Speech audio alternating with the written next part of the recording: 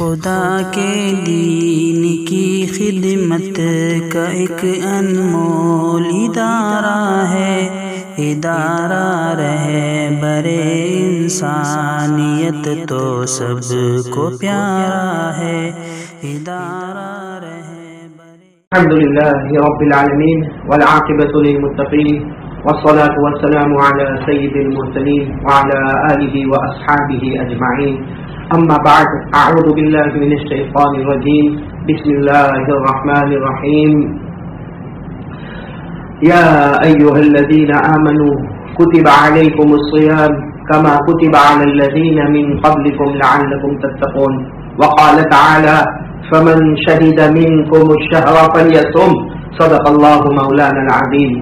میرے محترم دوستوں اور بزرگوں اور بھائیوں اور بچوں اور ماؤں اور بہنوں اور بیٹیوں، میں پھر ایک مرتبہ قاری احمد علی رمضان کے یہ مبارک مہینے میں آپ کی خدمت میں حاضر ہوا ہوں۔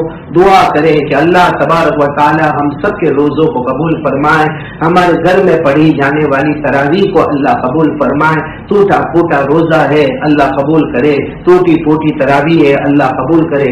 مجھے اس وقت ضروری ایک دو باتیں کرنا۔ سب سے پہلے میری ماں، بہنوں، بیٹیوں اور میرے بھائیوں، روزوں کا احترام کرو، روزوں کا احترام کرو، اپنے روزے کو نبھاؤ۔ روزہ رکھنا الگ ہے اور نبھانا الگ ہے، اور یہ روزہ اللہ کا حکم ہے۔ آپ تھوڑی دیر کے لیے سوچو، ہم جو سحری کرتے ہیں تو سحری کا مطلب ہوتا ہے کہ بس اب کھانا بند کر دو، سحری کا وقت ختم ہوا، کھانا بند کر دو۔ اور افطار کا وقت جب آتا ہے تو اس کا مطلب ہے کھانا کھانا شروع کرو۔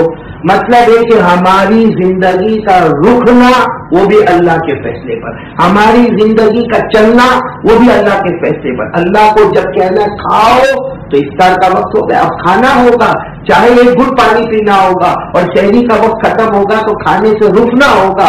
اس کا مطلب ہے ہر کام کا کرنے دھرنے والا اللہ ہی ہے، ہم کو اللہ ہی کی فرما برداری کرنا ہے، اور آج وہی اللہ ہم سے ناراض ہو گیا۔ ورنہ شہری بتاتی ہے کہ روکنے والا اللہ، افطاری بتاتی ہے کام کرانے والا اللہ۔ ہم چلے تو اللہ کے حکم سے، ہم رکے تو اللہ کے حکم سے۔ بلکہ میری ماں، بہنوں اور بیٹیوں اور میرے محترم دوستوں اور بزرگوں، ہمارا ہنسنا، حالانکہ ہم 24 گھنٹے میں کتنی مرتبہ ہنستے، اور ہم یہ رمضان کے مہینے میں دعا کرتے کتنی مرتبہ روتے ہیں۔ ہم کبھی یہ نہیں سوچتے کہ یہ ہنسنا بھی میری طاقت میں نہیں، یہ رونا بھی میری طاقت میں نہیں۔ ہنسانے والا بھی اللہ اور رلانے والا بھی اللہ۔ اللہ نے کتنے پیار سے قرآن پاک میں فرمایا وَأَنَّهُ هُوَ أَضْحَكَ وَأَبْكَى وَأَنَّهُ هُوَ أَمَاتَ وَأَحْيَا وَأَنَّهُ خَلَقَ الزَّوْجَيْنِ الذَّكَرَ وَالْأُنثَى مِن نُطْفَةٍ إِذَا تُمْنَىٰ۔ اللہ تبارک و تعالیٰ فرماتے میرا بندہ ہنسانے والا بھی میں ہی، رلانے والا بھی میں ہی، شہری میں تجھے روکنے والا بھی میں ہی، افطاری میں تجھے چڑھانے والا بھی میں ہی، سب کچھ کرنے دھرنے والا اللہ۔ تو وہ اللہ نے روزے کا بہت بڑا ثواب دیا ہے، ایک روزہ رکھنا اور ایک روزے کو نبھانا، اتنا بڑا ثواب ہے کہ اللہ تبارک و تعالیٰ فرماتے میرا بندہ قیامت میں نماز لے کر آئے گا، میں تجھے جنت عطا کروں گا۔ میرا بندہ زکات، صدقات، خیرات لے کر آئے گا، میں تجھے جنت عطا کروں گا۔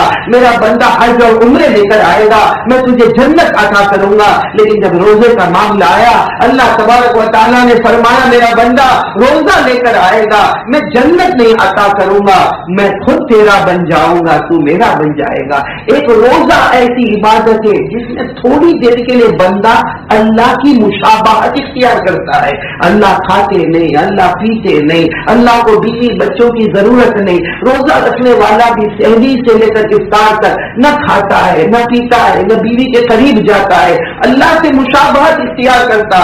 اللہ فرماتے بندہ یہ تیرا اور میرا معاملہ ہے، اس لیے ساری عبادتوں پہ جنت عطا کروں گا۔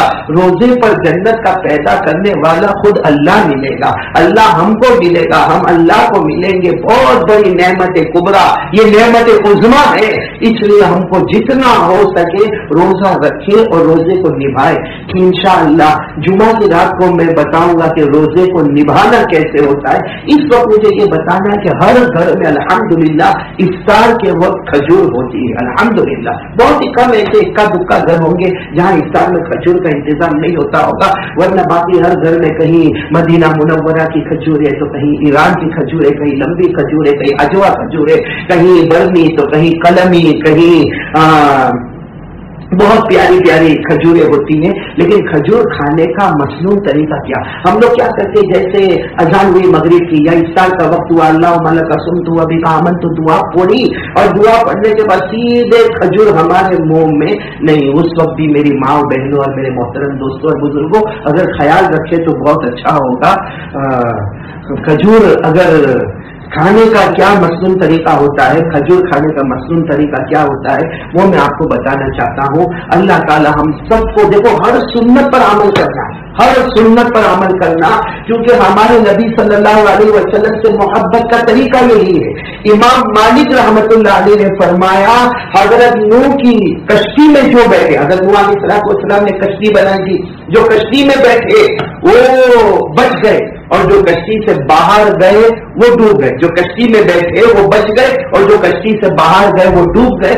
बस इमाम मालिक रहमतुल्लाह अलैह फरमाते, हमारे नबी सल्लल्लाहु अलैहि वसल्लम की सुन्नतों का हाल ये है कि जो सुन्नतों पर आ गया वो ऐसे जैसे हजरत नूह अलैहिस्सलाम की कश्ती में बैठ गया, किनारे पर पहुंच गया, और जिसने सुन्नतों को तोड़ा वो ऐसा है जैसे हजरत नूह की कश्ती के बाहर गया और पानी में डूब गया। तो मैं बात कर रहा था आपको खजूर, देखो जैसे मेरे हाथ में ये खजूर है, खजूर खाने का मसनून तरीका ये है जो हमारे आका सल्लल्लाहु अलैहि वसल्लम के खाने का तरीका था। और उससे सोचो हमारे नबी नेमतों की कितनी कदर करते थे। सबसे पहले हमारे नबी खजूर को खोलते थे। देखो मैंने आपके सामने खजूर खोली, तो ये खजूर को खोलना गोया एक हमारे नबी का तरीका हो गया। फिर उसके बाद हमारे नबी बीज को निकालते थे, जैसे ये बीज निकला और उसको चूसते थे। ये हमारे नबी खजूर को चूसते थे, तो खजूर को बीज को निकालना और चूसना ये दूसरा तरीका हो गया। फिर हमारे नबी उसको अपनी 2 उंगली पर रख लेते थे, 2 उंगली पर, एक रिवायत में 2 उंगली, एक रिवायत में अंगूठे का भी जिक्र आता, और फिर उसको दस्तरखान पर फेंक देते थे। वो बीज को दस्तरखान पर फेंक देते थे। अब बाकी जो खजूर है फिर हमारे नबी खा लेते थे।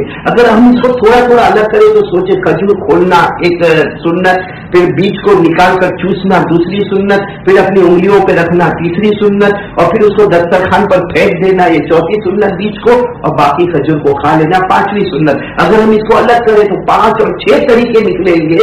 तो एक तरीके पर 100 शहीदों का सवाब, तो इंशाअल्लाह एक खजूर पर 500 से लेकर 600 शहीदों का सवाब हमको नसीब हो जाएगा। ये सुन्नत आपको बतानी थी, बहुत जरूरी थी जो मैंने आपको बता दी। इंशाअल्लाह अब से हम खजूर इसी तरीके पर खाएंगे। और एक और चीज मुझे आपको बताना है, वो ये बताना है कि इससे पहले हमने 6 सुन्नतें बताई थी। वो 6 सुन्नतें इसके मुताल्लिक थी कि सोने से पहले आदमी को क्या करना। अब अगर आदमी उठे तो 3 काम कर लेंगे। मैं फिर वही बातें बताऊंगा जो आज अक्सर लोगों को पता नहीं है। देखो सबसे पहली सुन्नत, जब हम उठे तो अपने दोनों हाथों से आंखों को मले, 1 मरतबा मले, 2 मरतबा मले, 3 मरतबा मले। एक हदीस में आता है साथ में कहे सुभान अल्लाह सुभान अल्लाह सुभान अल्लाह, फिर ला इलाहा इल्लल्लाह मुहम्मदुर रसूलुल्लाह सल्लल्लाहु अलैहि वसल्लम। तो ये पहली सुन्नत हो गई, आंखों को मलना असल सुन्नत है। जी चाहे तो साथ में पढ़ ले सुभान अल्लाह सुभान अल्लाह सुभान अल्लाह, और कलमा तैयबा पढ़ ले। नंबर 2, जब सुबह में उठे तो दुआ पढ़े। अक्सर लोग रात में बड़े एहतमाम से दुआ पढ़ते, हालांकि सुबह की दुआ बहुत प्यारी, और सुबह की दुआ वो है जो हमको आखिरत याद दिला दे। अल्हम्दुलिल्लाह इल्लज़ी अहयाना बादमा अमातना व इलैहि नुशूर। 3 बातें, अल्लाह तूने मुझे जिंदा कर लिया, मालूम है जिंदगी अल्लाह के हाथ में, और यूं कहता है कि अल्लाह मरने के बाद जिंदा किया, यानी मैं सो गया था मतलब मर गया था।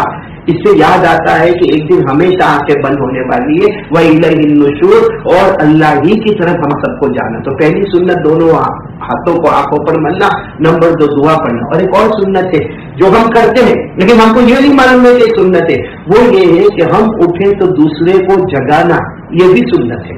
جیسے شوہر اٹھ گیا، اب بیوی کو جگا ہے، بچوں کو جگا، تو اس کے جگانے کی عادت ہے. بیوی کو کہنا چلو چلو چلو اٹھو، سحری کا وقت ہو گیا. بچوں کو کہنا چلو چلو اب آدھا گھنٹہ سحری میں باقی.